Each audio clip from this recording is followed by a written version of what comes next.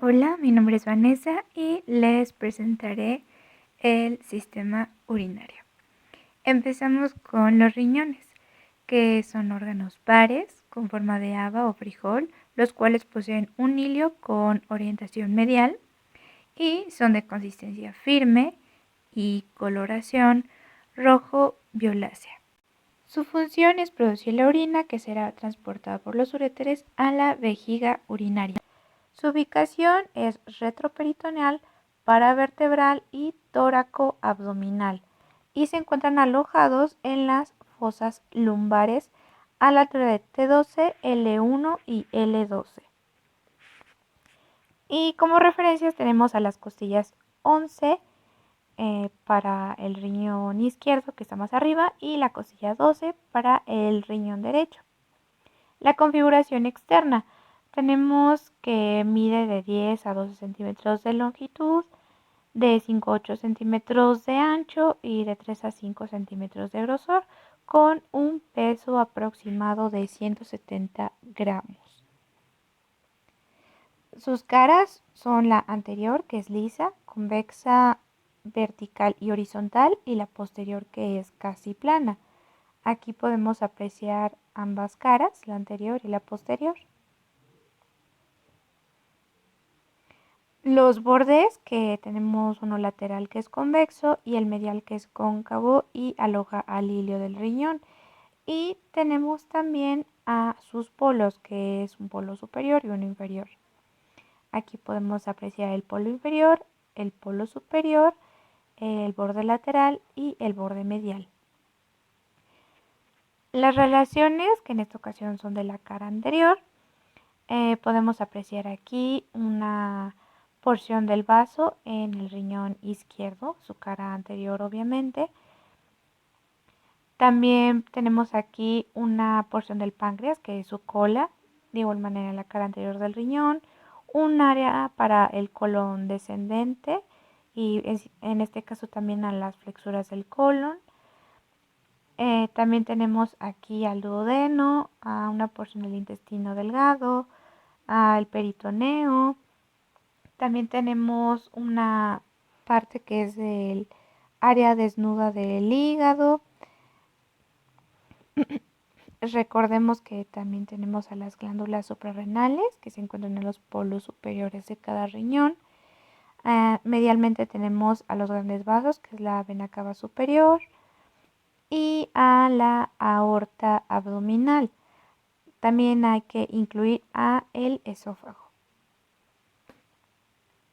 En las relaciones posteriores, que van a ser básicamente óseas y musculares, de las óseas tenemos a las costillas, que son las costillas 11 y 12, como podemos apreciar aquí. Y bueno, en su configuración interna tenemos que tiene una cápsula fibrosa, un parénquima renal, cálices renales y una pelvis renal. Esto va de exterior a interior. Su cápsula fibrosa es una membrana resistente, poco elástica, de 1 milímetro de espesor, que rodea por completo al órgano y penetra el hilo, y esta a su vez invagina en contacto con los vasos. El parénquima posee una corteza renal, columnas renales y una médula renal. La corteza renal se concentra en corpúsculos y túbulos contorneados con un espesor de 6 milímetros. Las columnas renales son prolongaciones profundas que constituyen la corteza renal, mientras que en la médula tenemos que estar conformada por las pirámides renales, separadas por las columnas mencionadas anteriormente, y estas constituyen a su vez a las papilas, teniendo una zona interior y una exterior. Y las papilas renales, pues básicamente son el desemboque para los túbulos colectores. Y aquí podemos apreciar algunas de las estructuras ya mencionadas.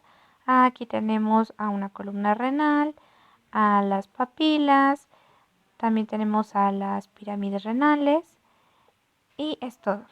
Después tenemos a los cálices renales, los cuales marcan el comienzo de la vía excretora del riñón y transportan la orina entre las papilas renales y la pelvis renal.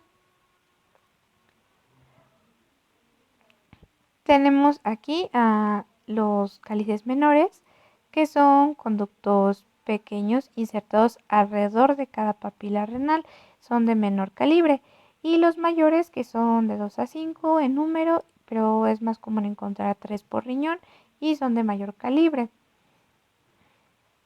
Tenemos que es el cáliz inferior, el medio y el superior. El cáliz inferior tiene una dirección transversal, medial y algo ascendente. Nuestro cáliz medio es más variable, su dirección es transversal, medial y algo descendente. Y el cáliz superior como posee un eje mayor orientado en dirección oblicua hacia abajo y medialmente. Aquí podemos apreciar los cálices mayores y los cálices menores unidos directamente a las papilas renales. Por último tenemos a la pelvis renal, que tiene una forma de embudo aplastado de adelante hacia atrás, orientado hacia abajo y medialmente, y este se encuentra dentro del seno renal y atraviesa el ilio del riñón. La vascularización. Tenemos primero lo que son la irrigación, y esta consta de las arterias renales, las cuales tienen un origen en la aorta abdominal a nivel de L1, y pues son arterias pares, o sea que cada riñón tiene la suya, es una derecha y una izquierda, y generan ramas anteriores y posteriores. Entonces podemos aquí explicar dos grandes grupos, que son las extrarrenales, las cuales se conforman por la suprarrenal inferior, las uretrales y las cápsulo-adiposas. Y de las intrarrenales, pues son las ya mencionadas, la anterior y la posterior. Aquí podemos apreciar a la arteria renal y a sus ramas, la anterior y la posterior. La rama anterior de la arteria renal, o también llamada prepieleica, genera arterias segmentarias, que son la superior, la anterosuperior, la anteroinferior y la inferior. Y aquí las podemos apreciar. Esta es la segmentaria inferior, la segmentaria anterosuperior y la anteroinferior nuevamente.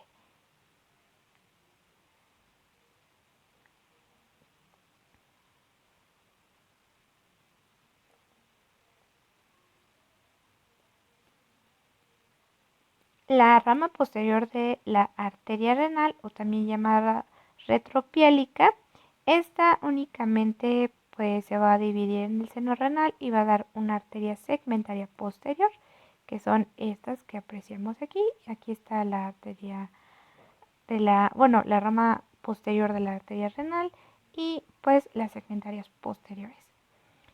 Por último tenemos a las terminales de las arterias segmentarias, que van a generarse una con otra. La primera son las interlobulares, que generarán a las arcuatas que generarán a las corticales radiadas o interlobulillares, y por último las arteriolas aferentes del glomérulo.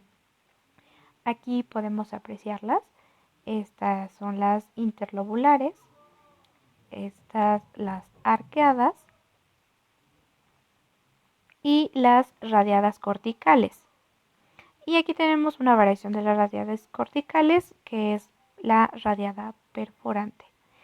Aquí ya no incluimos a las arteriolas aferentes del glomérulo, porque no se pueden apreciar en este esquema debido a lo pequeñas que son.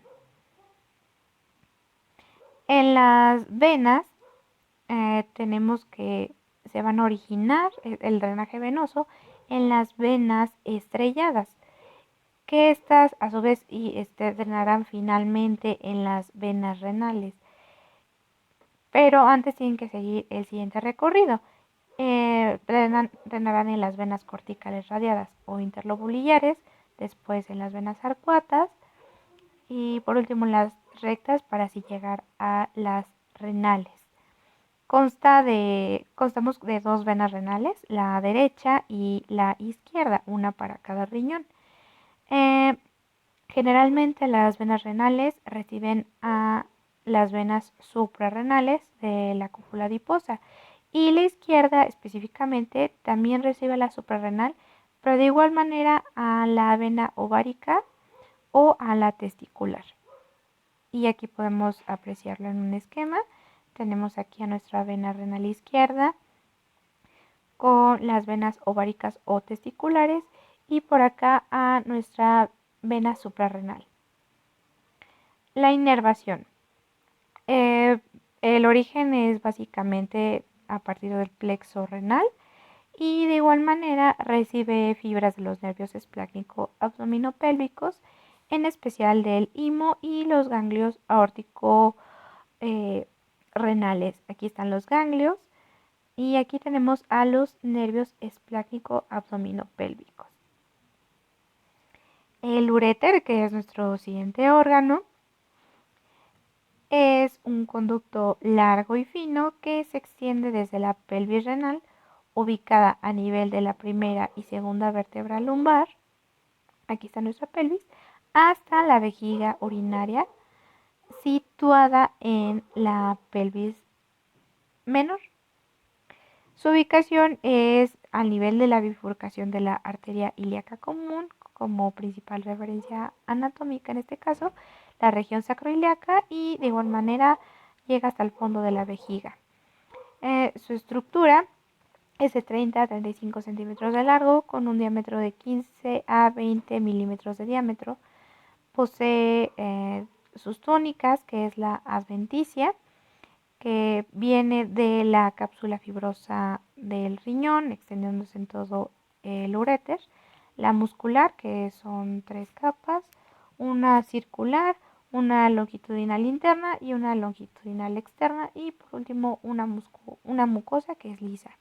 Después tenemos a las porciones, que es la porción abdominal, la pelviana y la intramural. La abdominal tiene relaciones anteriores, anterosuperiores y anterolaterales. Las relaciones abdominales pues son posteriormente a la fascia ilíaca, tenemos medialmente a la cava inferior y a la aorta, lateralmente tenemos al colon ascendente y descendente. En la pelviana tenemos pues que hacer un paréntesis porque tiene relación con el uréter pelviano, ya sea del hombre o de la mujer. Y en la mujer tenemos 3 segmentos, que es el segmento retroligamentoso, el infraligamentoso y el segmento preligamentoso. Y en el hombre tenemos al segmento parietal y al yuxtavesical. También tenemos aquí que considerar a las estrecheces, que son básicamente otro tipo de relaciones en el uréter. La primera es la unión de los uréteres y la pelvis renal. La segunda estrechez es la zona donde los uréteres se cruzan en el borde de la apertura superior de la pelvis. Y la tercera es a través de la pared de la vejiga urinaria.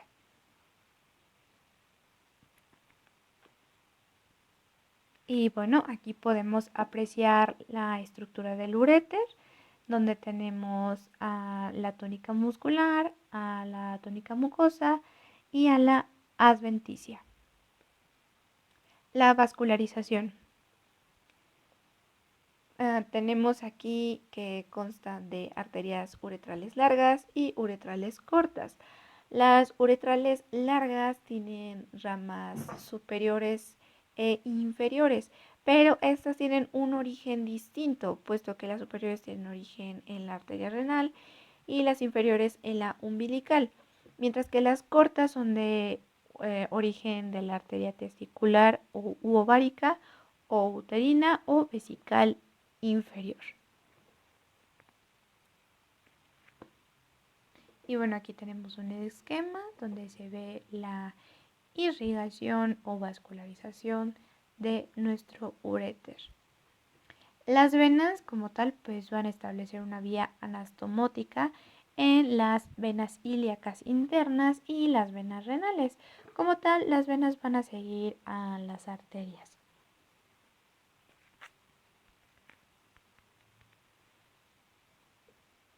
Los uréteres van a tener una inervación a partir del plexo renal, de igual manera que el riñón, pero también van a tener contribuciones del plexo aórtico abdominal e hipogástrico superior, así como pues siguiendo en relación a los segmentos medulares T12 a L2.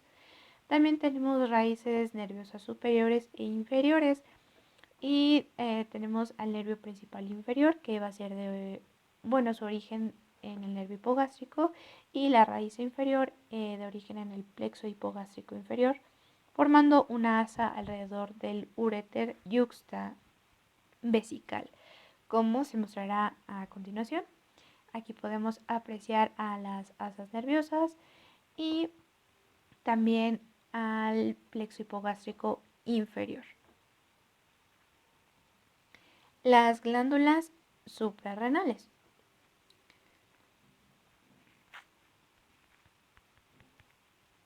Estas son glándulas endocrinas bilaterales y pues la acción de estas es fundamental en el equilibrio biológico. Aquí podemos verlas, son de igual manera órganos pares que se encuentran cada una en el polo superior de cada riñón. Su función a grandes rasgos es la producción de hormonas imprescindibles para la vida, incluyendo hormonas sexuales y el mismísimo cortisol. Su configuración interna y constitución interna. La cápsula es una porción que va a rodear a la glándula por fuera y va a emitir tabiques hacia el interior, irradiándose hacia el centro del órgano. El tejido propio, que consta de la corteza suprarrenal y de la médula, pues bueno, la corteza se encuentra dispuesta en la periferia formando glomérulos, son fasciculados y tienen una disposición reticulada.